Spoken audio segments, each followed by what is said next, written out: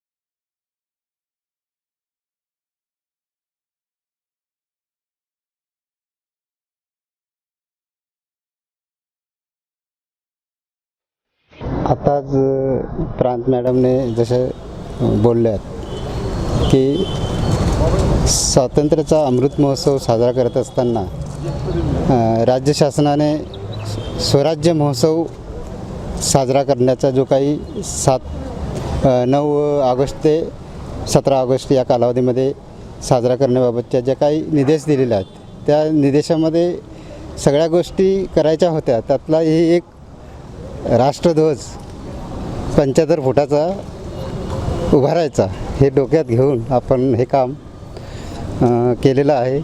इथले ग्रामस्थ असतील, म्हणजे कणकवली शहरवासी असतील, रोटरी क्लब आहे, आम्ही कणकवलीकर ग्रुप आहे आणि इतरही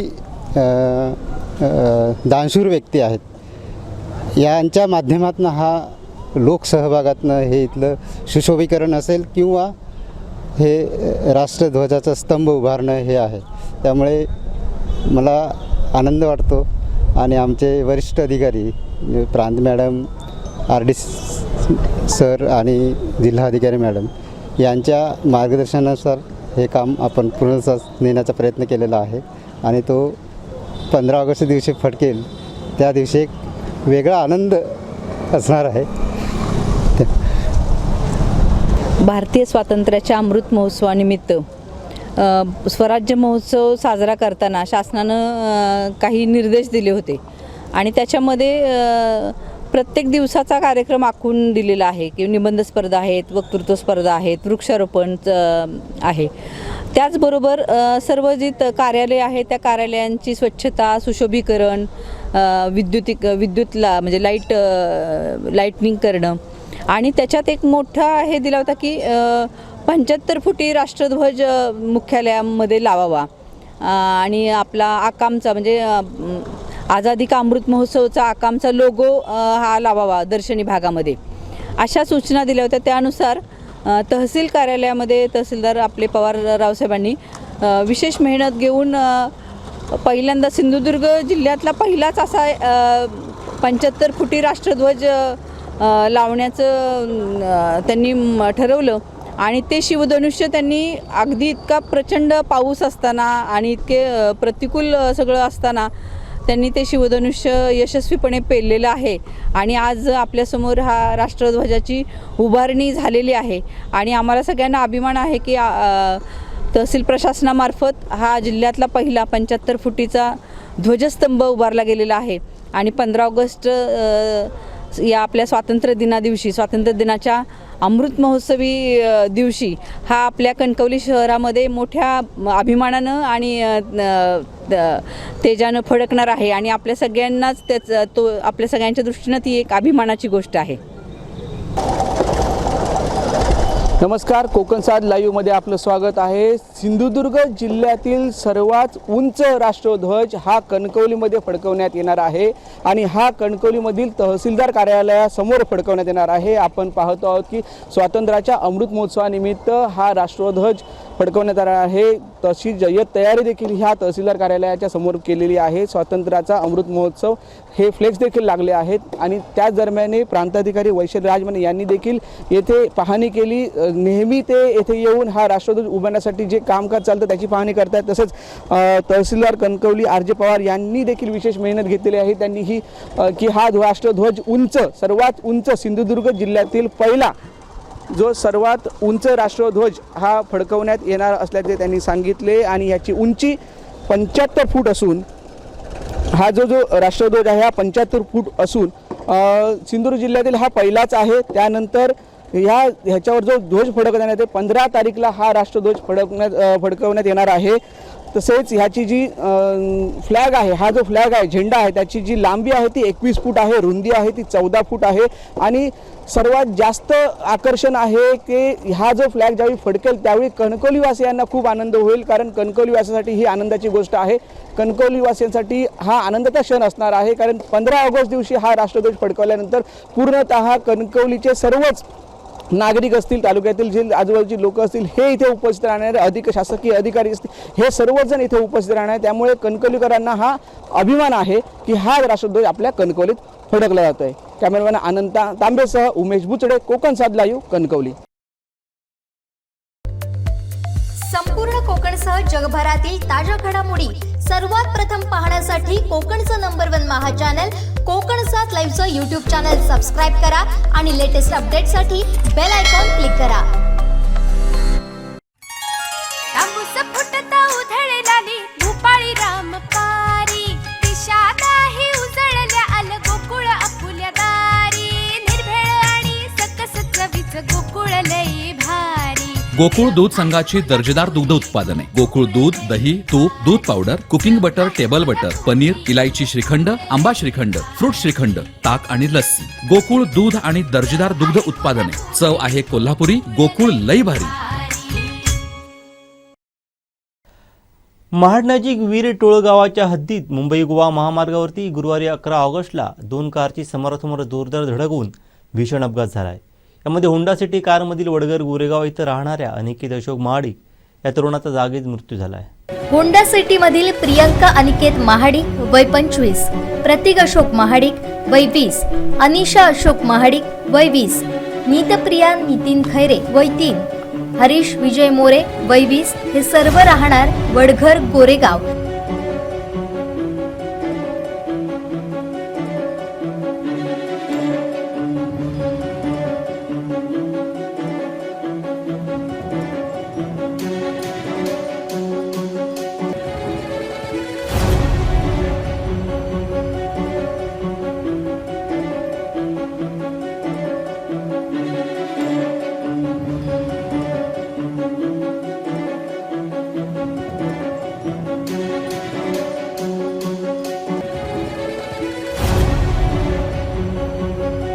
तर स्विफ्ट कारमधील अनिकेत सुहास दांडेकर वय 25, सुरेखा सुहास दांडेकर वय 60, सुहास दांडेकर 63 हे सर्व राहणार माणगाव इथं असून हे जखमी झाले असून त्यांच्यावर महाड ग्रामीण रुग्णालयात उपचार सुरू आहे.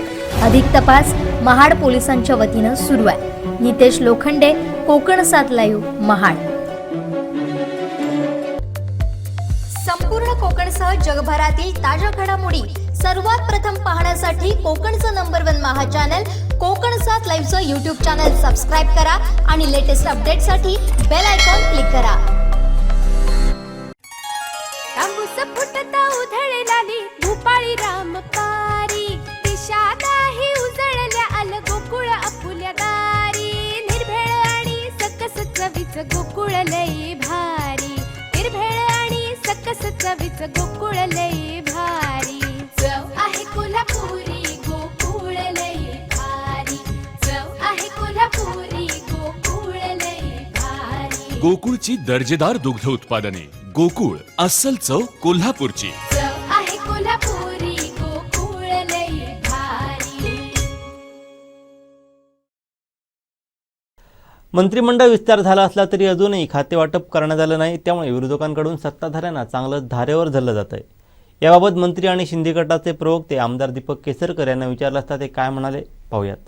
शिंदे साहेबांचं जे जबरदस्त स्वागत झालेलं आहे ते आपण सर्वांनीच बघितलेलं आहे. शेवटी काम करत असताना कॅबिनेट ही एक सामूहिक रिस्पॉन्सिबिलिटी असते आणि त्याच्यामुळे मंत्रिमंडळाच्या सुरुवातीच्या फेजचं जे गठन झालंय त्यामधले सगळेच मंत्री कामाला लागलेले आहेत.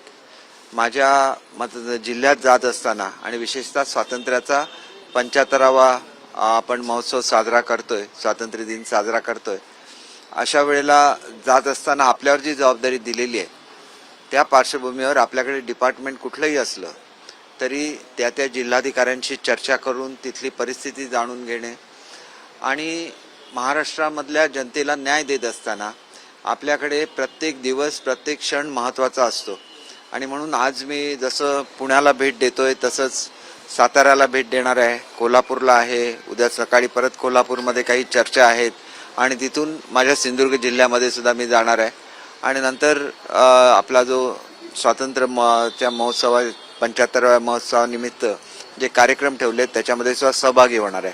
आज मी या ठिकाणी आल्यानंतर आदरणीय चंद्रकांत दादांची सुद्धा भेट घेणार आहे. आपल्या सर्वांचं श्रद्धास्थान असलेले छत्रपती उदयनराजे आहेत त्यांची भेट घेणार आहे. युवराज शाहू महाराजांची सुद्धा भेट घेणार आहे.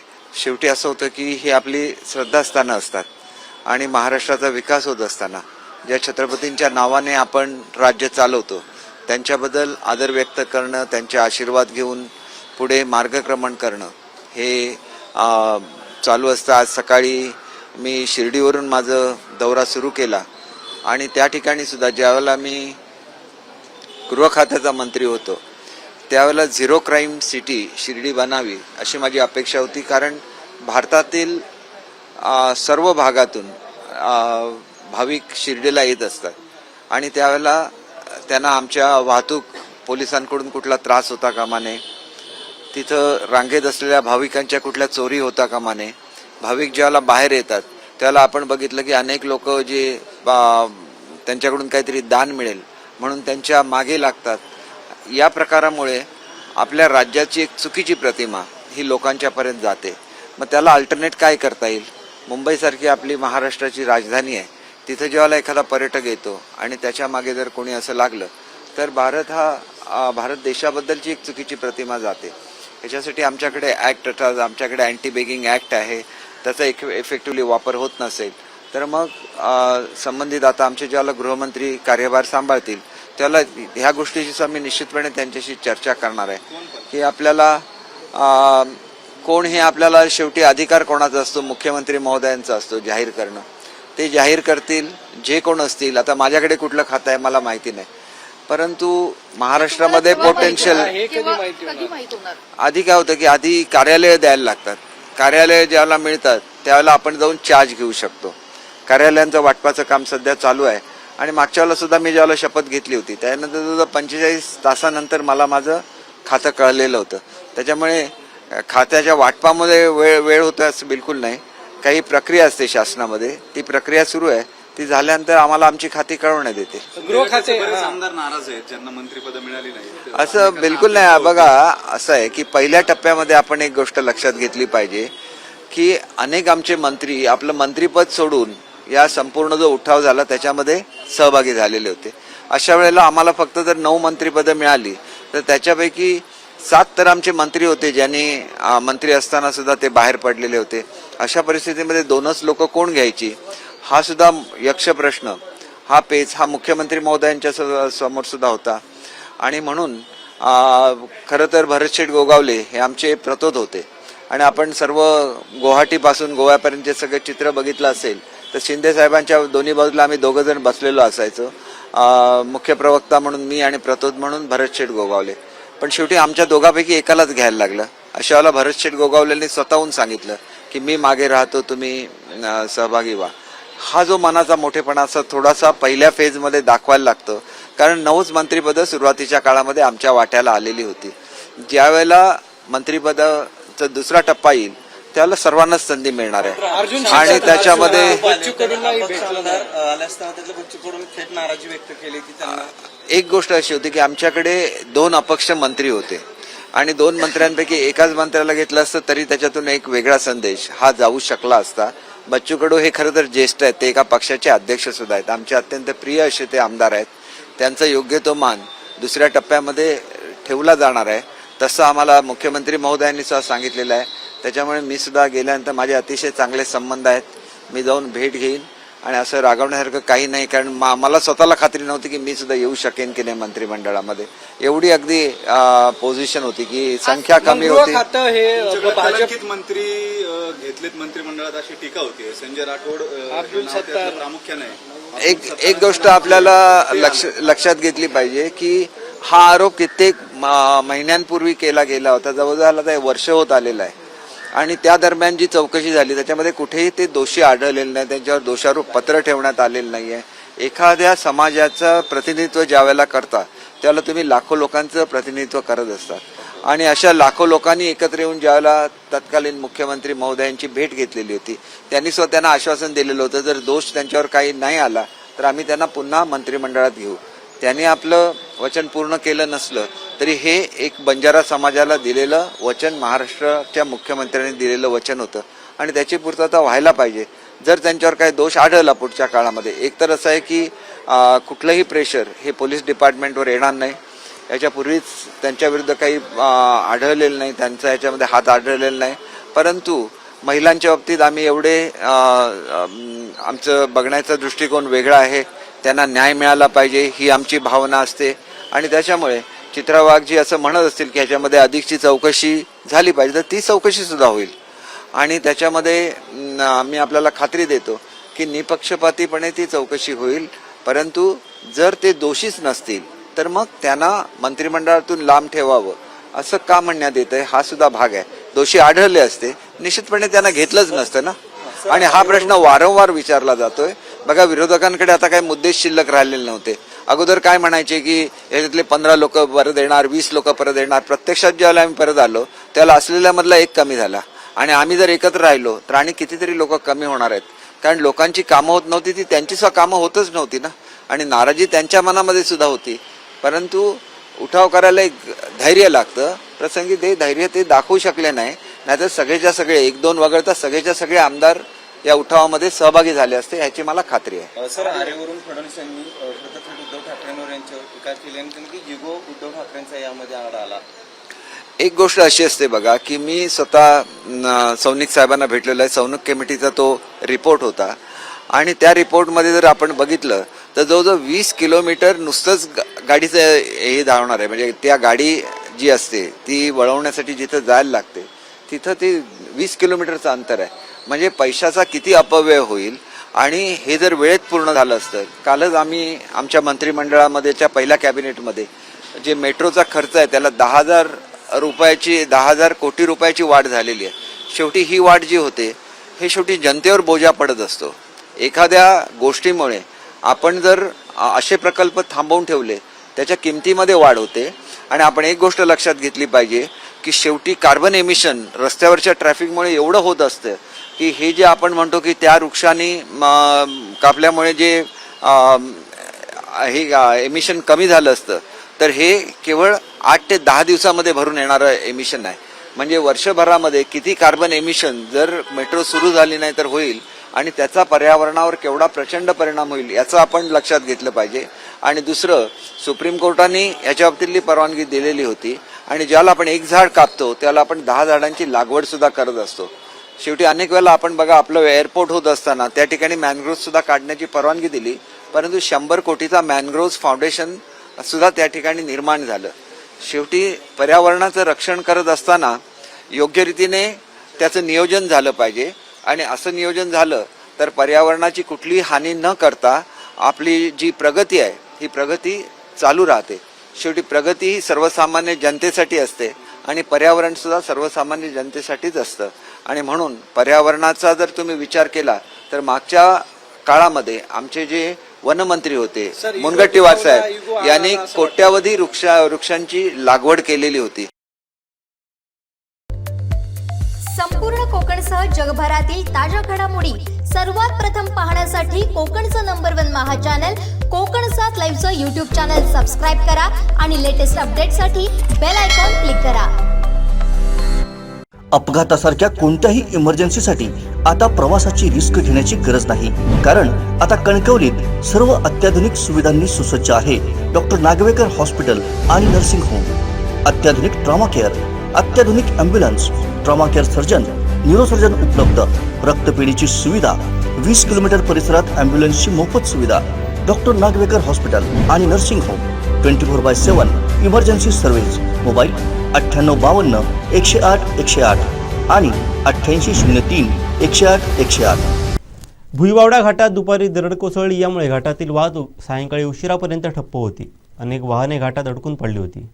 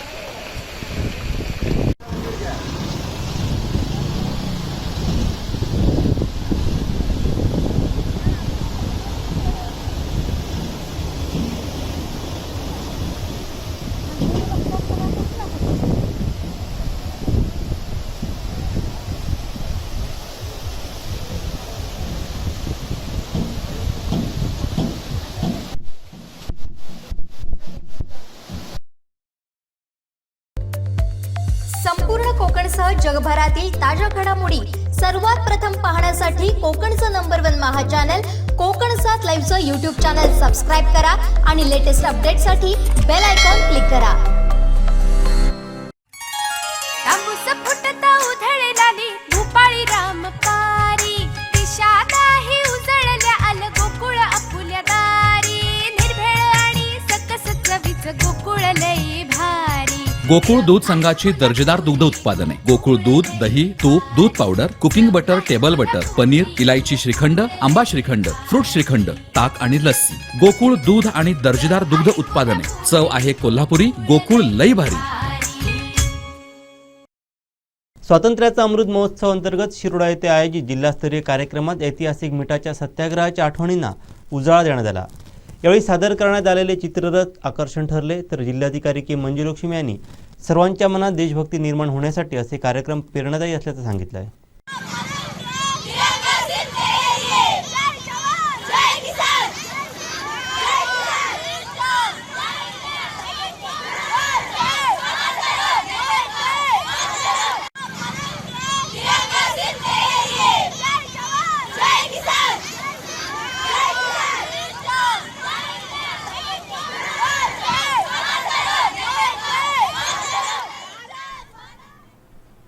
जिल्हाधिकारी सिंधुदुर्ग आणि जिल्हा परिषद सिंधुदुर्ग यांच्या संयुक्त विद्यमानं तसेच ग्रामपंचायत शिरोडा यांच्या वतीनं आयोजित करण्यात आलेल्या स्वातंत्र्याचा अमृत महोत्सव अंतर्गत ऐतिहासिक मिठाचा सत्याग्रह पदयात्रा आणि इतर कार्यक्रमास उत्स्फूर्त प्रतिसाद लाभला.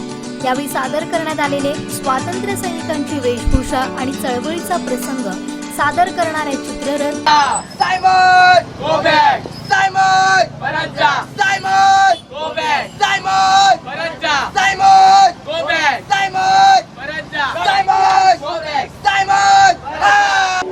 एक से करता नहीं क्यों दूसरा कुछ बातचीत देखता हूँ मैं जिसे वो चुप तेरी. तसेच वाळू शिल्पकार रविराज चिपकर यांनी सादर केलेले वाळूशिल्प आकर्षक ठरले.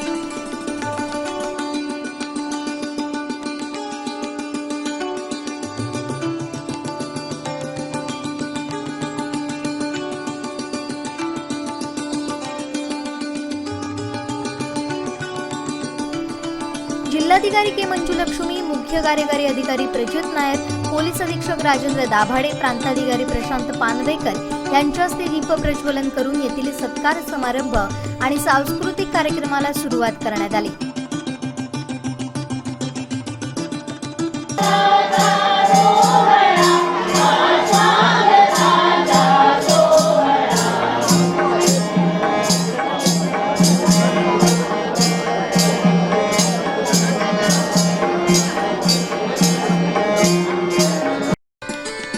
मान्यवरांच्या हस्ते शिरोडा गावातील स्वातंत्र्य सैनिकांच्या कुटुंबांचा तसेच माजी सैनिक कुटुंबांचा सत्कार करण्यात आला.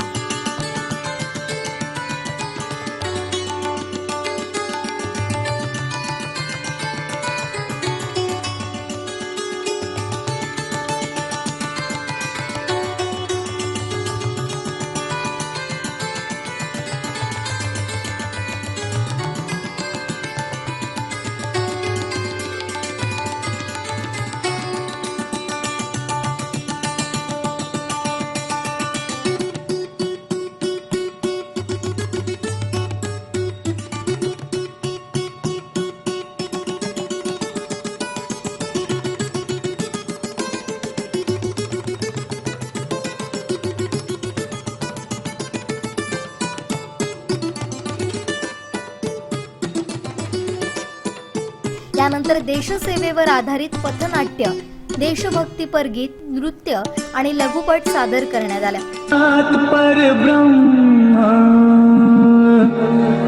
तस्मै श्री गुरुवे नमः.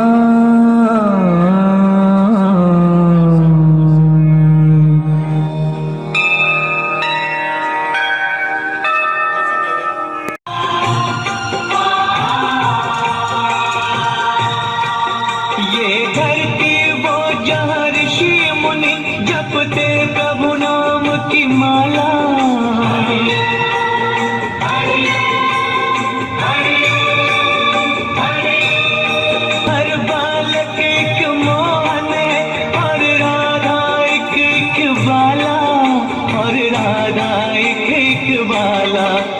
जहाँ सूरज सबसे पहले आकर डाले अपना फेरा, वो भारत देश है मेरा, वो भारत देश है मेरा।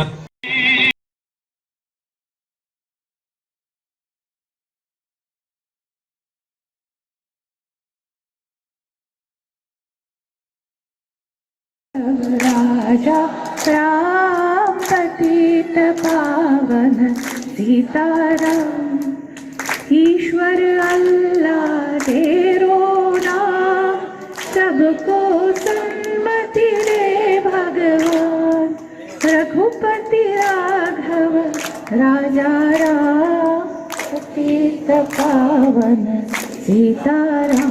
वंदे वंदे।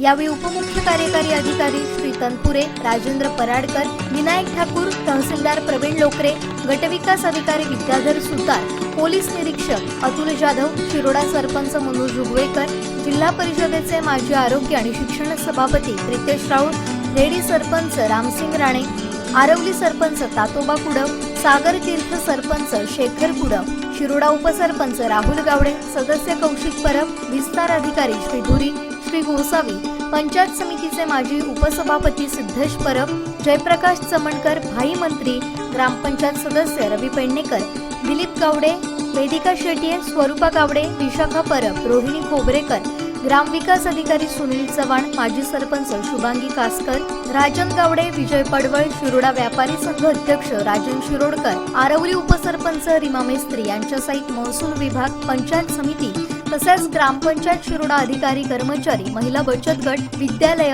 आरोग्य विभाग कर्मचारी, सामाजिक संस्था यांच्यासहित ग्रामस्थ मोठ्या संख्येनं उपस्थित होते। मला असं वाटतं की जिल्ह्यामध्ये असे बाकीची जी ऐतिहासिक स्थळं आहेत त्याच्यामध्ये ह्या स्थळाचं अत्यंत महत्त्वाचं आणि ज्याचा रेकॉर्ड आहे व्यवस्थित आणि ज्याला सगळेच पैलू आहेत, पोलिसांचा पैलू आहे, त्याचबरोबर लोकांचा सहभाग आहे, त्यावेळेची परिस्थिती आणि त्यावेळेच्या बिल्डिंग्स, इमारत याच्या वस्तू आपल्याला मूर्त स्वरूपात दिसून येत आहेत। अशा प्रकारचं जे ऐतिहासिक महत्त्व असलेलं नक्कीच या निमित्ताने त्या स्थळाचंच नुसतंच आठवण होणार नाही, तर या निमित्ताने आपल्या स्वातंत्र्याच्या संदर्भात ज्या ज्या गोष्टी स्वातंत्र्यापूर्वी जे काही झाल्या होत्या त्याची आठवण, त्याचा उजाळा नक्कीच या निमित्ताने होतो आहे। आणि सिंधुदुर्ग जिल्ह्याच्या इतिहासात, भारताच्या इतिहासात जे मिठाच्या सत्याग्रहाने केलेलं आहे ते मीठ म्हणजे काय आणि त्याचा सत्याग्रह म्हणजे काय आणि त्यानिमित्ताने असलेली त्याची पार्श्वभूमी, तर नक्कीच या कार्यक्रमाचा जो काही कार्यक्रम आयोजित केला होता त्या कार्यक्रमाचा सिंधुदुर्ग जिल्ह्याच्या इतिहासात नक्कीच ह्या तरुण पिढीला किंवा हे जे काही बालक बसलेले आहेत ते, नंतर आत्ता आपण जे तरुण पिढी आहोत ह्या दोन पिढीमध्ये नक्कीच हा कार्यक्रम महत्त्वाचा समन्वयाचा मार्ग म्हणजे ब्रिज म्हणून नक्कीच हा कार्यक्रम याची नोंद केली जाईल। थोडा हा इकडचा जे सॉल्ट सत्याग्रह झाला होता हे मी माझा एक्झाम देताना त्याच्यामध्ये मी वाचलाच होता आणि एक चांगला संधी भेटला इथे येऊन इथे एक असा एक कार्यक्रम आयोजन करण्यामध्ये एक संधी भेटला। तर या नियोजनमध्ये प्रत्येकाने याच्यामध्ये खूप चांगला एक प्रतिसाद दिलेला त्याच्याबद्दल मी धन्यवाद व्यक्त करतो। आणि हा येत्या 13 ते 15 तारीख आपल्या स्वातंत्र्य दिनाच्या निमित्ताने घर घर जल मोहीम देशाचा पंतप्रधान माननीय नरेंद्रजी मोदींनी दिलेला आहे। तर मी तेच आव्हान आपल्याला देऊ इच्छितो की जिल्हा परिषदच्या माध्यमातून आणि ग्रामपंचायतच्या माध्यमातून प्रत्येक घरामध्ये तिरंगाचं नियोजन केलेलं आहे, तर नक्कीच आपण लावावं आणि हे लावताना फ्लॅग कोडचं तंत्रज्ञान पालन करावं हा एक आव्हान असणार आहे। आणि सर्व मुलांना एक आव्हान असणार आहे की आपण आपापल्या घरी एन्श्योर करावं की ते लावलेलं आहे आणि फ्लॅग कोडचं पालन झालेलं आहे। आणि परत या कार्यक्रमासाठी जे मुलांनी याच्यामध्ये जे प्रतिसाद दिलेला आहे आणि लोकांनी येऊन आपलं पार्टिसिपेशन दिलेलं आहे त्याच्याबद्दल धन्यवाद। हे सगळे भावी पिढीच्या मुलांना पण आपल्या चरित्राच्या, आपल्या स्वातंत्र्य संग्रामाचा माहिती असावे, त्यांना त्याच्यात ज्ञात व्हावं आणि आपल्या स्वातंत्र्याबद्दल, आपल्या देशाबद्दल अभिमान वाटावा, ह्या हेतूने आपल्या देशाच्या पंतप्रधानांनी आपण सगळ्यांना स्वातंत्र्याच्या अमृत महोत्सवानिमित्त हा हर घर तिरंगा साजरा करायला त्यांनी आवाहन केलेले आहे। आणि त्यांच्या मान देऊन आता ह्या गावाचंच एक ज्येष्ठ नागरिकांना मुख्य कार्य अधिकारी साहेबांनी आता तिरंगा वाटप केले. माझ्या पण तुम्हा सगळ्यांना नम्र विनंती आहे की प्रत्येकाने आपापल्या घरात झेंडा फडकावा 13 ते 15 पर्यंत, आणि असं करताना आपला ध्वजसंहिताचा पण सन्मान देऊन आपण सगळ्यांनी तिरंगा फडकावा. परत एकदा विसा खंडाकरचा उल्लेख केल्याशिवाय आपण शिरोदा गावाच्या बद्दल पण उल्लेख करू शकत नाही. मराठी साहित्य मंडळातूनच पहिल्यांदा ज्ञानपीठ भेटलेले, त्यांचा पण स्मरणेच्या पुढे मी विनम्र होते. आणि असा खूप चांगल्या प्रमाणे हा सगळे आपला स्वातंत्र्य संग्राम, सगळे साहित्य संस्कार आणि एवढे मला वाटतं की त्यांचा पण सगळे जे कृती आहे त्याच्यामध्ये हा गावाचं सौंदर्य पण त्यांना इन्स्पिरेशन झाले असणार नक्कीच.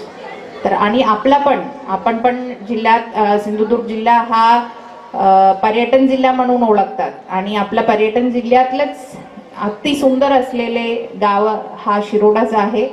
तर सगळे नागरिकांना आणि विशेषतः आपला सरपंच, उपसरपंच आणि तुमचे सगळे ग्रामस्थांना एवढे चांगल्या प्रमाणे तुम्ही हा कार्यक्रम आयोजित केलेले आहे त्याच्याबद्दल मी तुम्हाला सगळ्यांना अभिमान करते. एकदा सगळ्यांना ताली वाजवा त्यांच्यासाठी.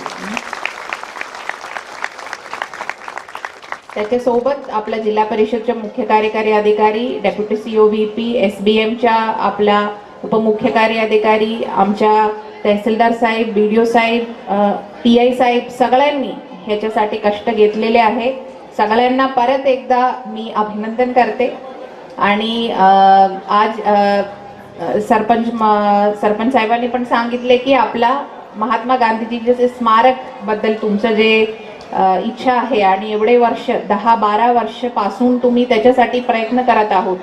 आम्ही पण ह्याचा एक पुढे एक पाऊलसाठी आपण विभागीय आयुक्तांकडे हा प्रस्ताव आपण प्रपोजल पाठवलेले आहे की हा लँड ट्रान्सफर होण्याबद्दल, आणि तिथून ते सॉल्ट कमिशनर जे सेंट्रल गव्हर्नमेंटमध्ये पाठवणार आहे आणि महाराष्ट्र शासनाला ते ट्रान्सफर करणार आहे. आणि त्याच्यासाठी आपण पण आता मी असो या CO साहेब असो, SP साहेब असो, आपण सगळेजण पण चांगल्या प्रमाणे त्याच्यात फॉलोअप घेऊ आणि आपल्याला लवकरात लवकर हा गावात महात्माजींच्या स्मरणेच्या एक स्मारक आपण सगळ्यांनी सोबत उभा करू, असा पण मी इथे इच्छा व्यक्त करते.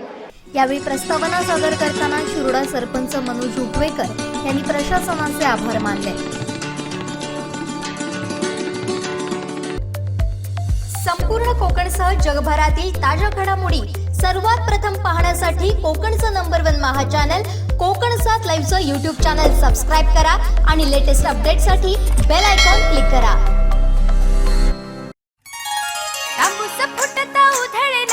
भूपाळी रामपारी दिशादाही उजळल्या आल गोकुळ आपुल्या दारी, निर्भेळ आणि सकस चवीचं गोकुळ लई भारी. गोकुळ दूध संघाची दर्जेदार दुग्ध उत्पादने गोकुळ दूध, दही, तूप, दूध powder, cooking butter, table butter, paneer, इलायची श्रीखंड, आंबा श्रीखंड, फ्रूट श्रीखंड, ताक आणि लस्सी. गोकुळ दूध आणि दर्जेदार दुग्ध उत्पादने. चव आहे कोल्हापुरी. गोकुळ लई भारी.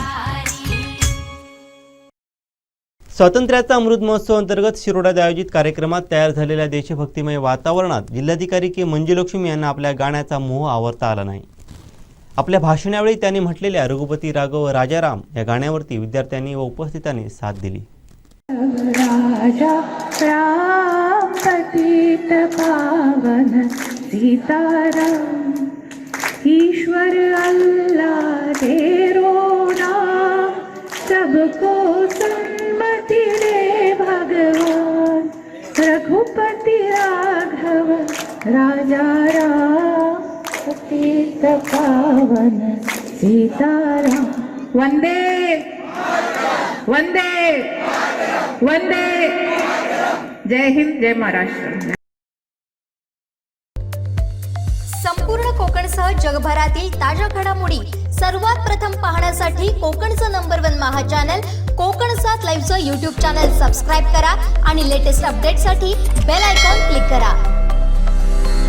दोडामार्ग ग्रीन एनी प्लॉट तसेच फार्म लँडचा भव्य प्रकल्प. हा प्रकल्प मोपा आंतरराष्ट्रीय विमानतळापासून अवघ्या 35 मिनिटांच्या अंतरावर. प्लॉटसाठी गुंतवणूक अवघ्या 15 लाखांपासून.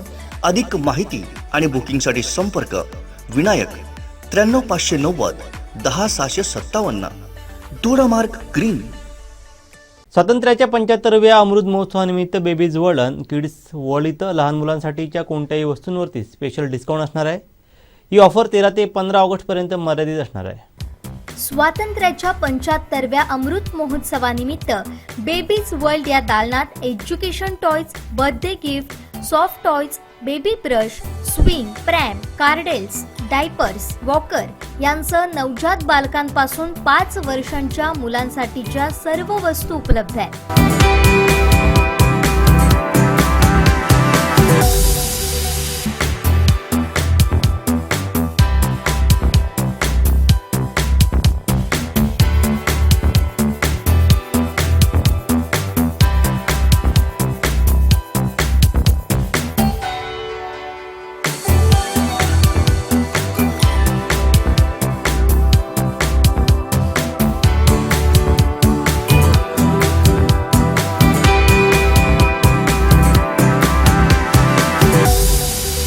अधिक माहितीसाठी बेबीज वर्ल्ड हे दालन निर्माण भवन मिलाग्रीस हायस्कूल सावंतवाडी इथं असून 9405 49 67 76 या नंबरवर संपर्क साधावा. आमच्याकडे बेबीचे कॅटेगरीमध्ये 4 असे डिवाईड झालेले आहेत. पहिली कॅटेगरी आहे क्लोदिंग, दुसरी कॅटेगरी आहे ॲसेसरीज, तिसरी कॅटेगरी आहे टॉईज आणि बाकीचे मग अदर गोष्टी येतात. त्याच्यामध्ये मग असं आहे की बेबीची क्लोथिंग न्यूबॉर्न ते अप टू 5 इयर्सपर्यंत. त्याच्यानंतर मग बेबीच्या ॲसेसरीजमध्ये तुम्ही म्हटलात तर क्रॅडल येतं, पाळणी, त्याच्यानंतर मग अजून त्याचे हे येतात, स्विंग येतात, असे वेगवेगळे कॅटेगरी वगैरे आहेत. आणि आता सध्या जी आमची इंडिपेंडन्स डेसाठी ऑफर आहे ती वेगवेगळ्या कपड्यांवर 20%, कशावर 25%, कशावर 10% अशी वेगवेगळी ऑफर आहे.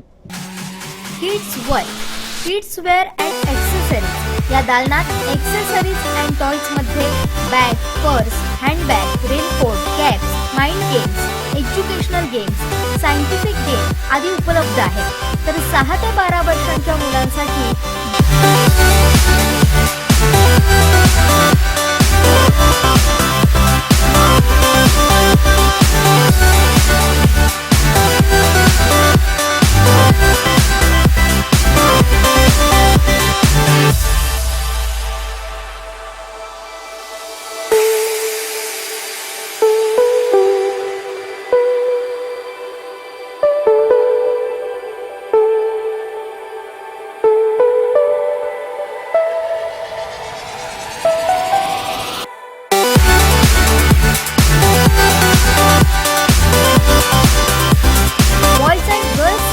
Regular wear, western wear, fancy wear, traditional wear उपलब्ध आहे.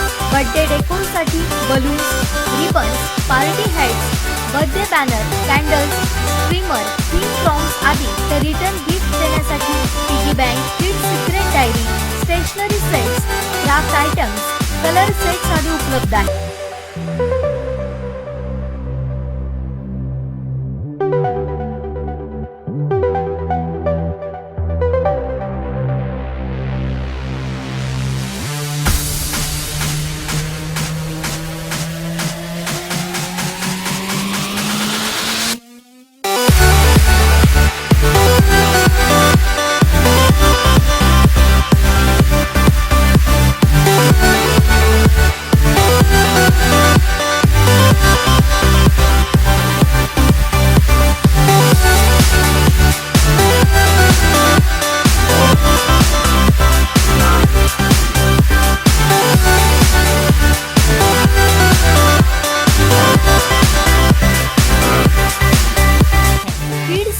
हे दालन Rajratna complex, Bharat gas office शेजारी, तहसीलदार ऑफिस रोड, सावंतवाडी इथं असून अधिक माहितीसाठी 9307 59 06 90 या नंबरवर संपर्क साधावा.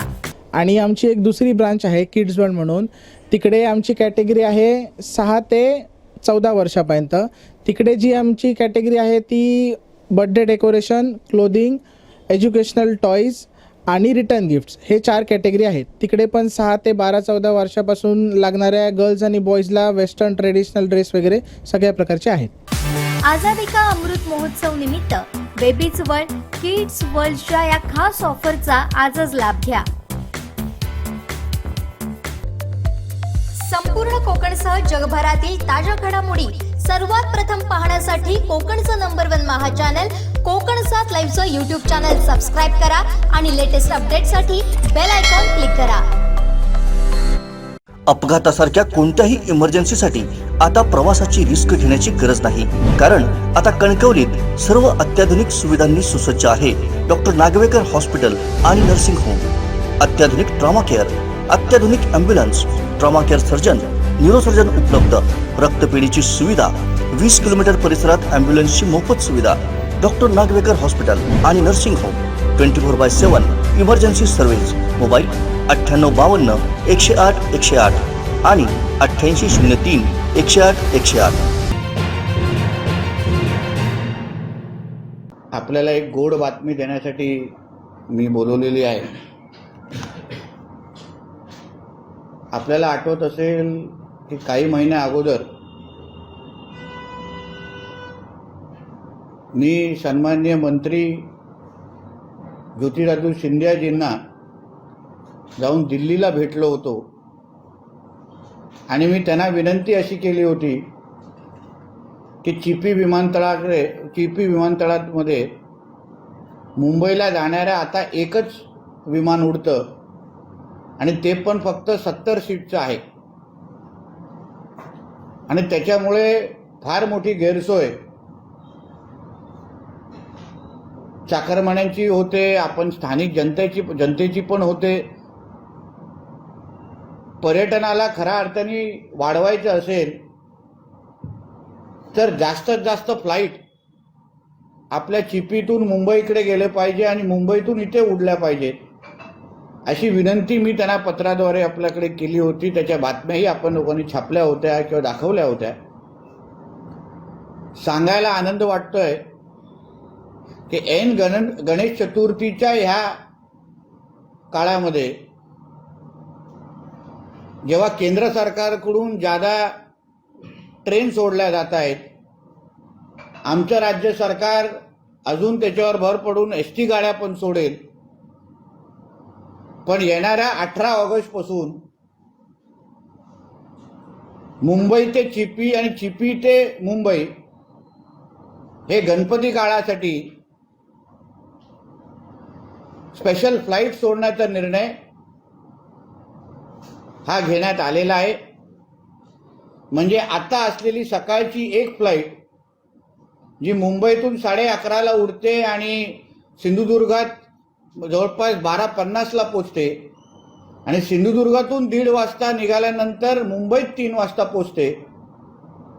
आता येणाऱ्या 18 ऑगस्टपासून सिंधुदुर्गापासून चिपी ते मुंबई ही 3 वाजता फ्लाईट उडणार.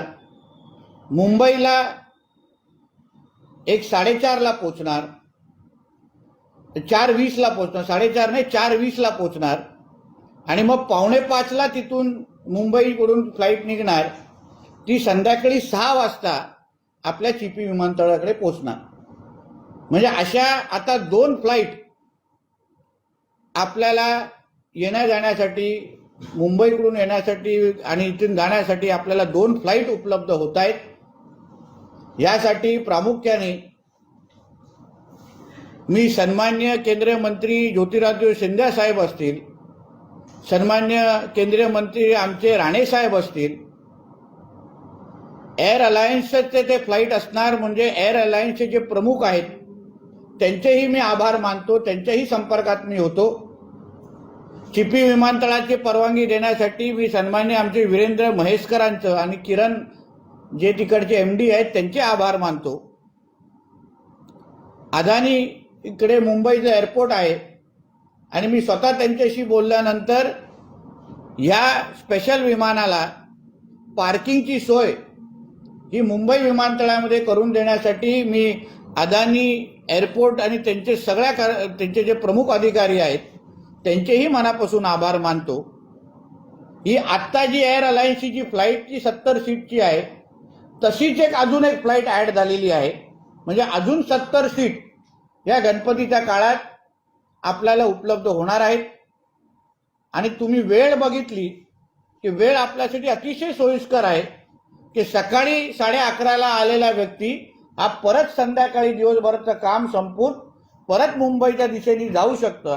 अशा पद्धतीचं पर्यटनाला चालना असो किंवा गावाकडे दिशेने येणारे आपले चाकरमानी असतील किंवा मुंबईकडे जाणारे आपले कोकण सिंधुदुर्गकर असतील, ह्या सगळ्यांसाठी एक सोयीस्कर अशी एक सुविधा केंद्र सरकार आणि आम्ही सगळ्या जणांच्या प्रयत्नामुळे, माझ्या पाठपुराव्यामुळे आज 18 तारखेपासून सुरू होत आहे.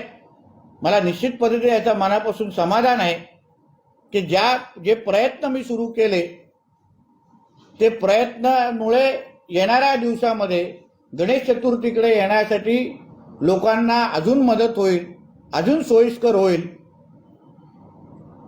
एवढीच माहिती मला या निमित्ताने आणि या आनंदाची एकंदरीत बातमी मला सिंधुदुर्गकरांसाठी आणि मुंबईकरांसाठी या निमित्ताने द्यायची होती. आता याचे रेट काय असतील ते संबंधित एअर अलायन्सचे लोक आपल्याला जाहीर करतील. ते काय आता माझे विमानतळ नसल्यामुळे मी काय ते जाहीर करू शकणार नाही. ते अन्य डिटेल तुम्हाला येणाऱ्या काही दिवसामध्ये संबंधित एअरलाइन्स आपल्याला जाहीर करेल.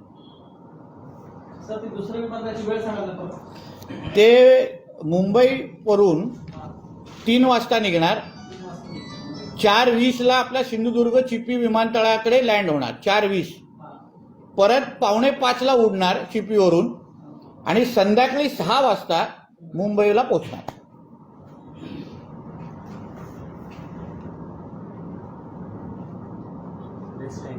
ना सर्वात सोयीस्कर झालाय. म्हणजे सकाळी 11:30 किंवा 1 वाजता आलेला व्यक्ती संध्याकाळी काम बिम संपून परत जाऊ शकतो.